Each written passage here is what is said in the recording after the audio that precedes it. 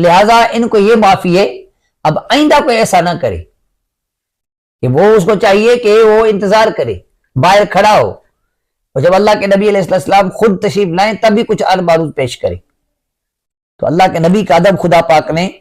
بیان فرمایا۔ تو اسی طرح ایک فارسی شعر کا ترجمہ مجھے یاد آ رہا ہے، فارسی شعر ہے تو مجھے فارسی نہیں آتی، وہ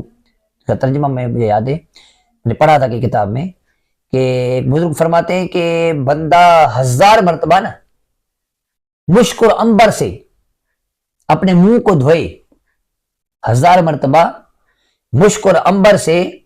اپنے منہ کو دھوئے، پھر بھی پیارے آقا علیہ السلام کا نام لے،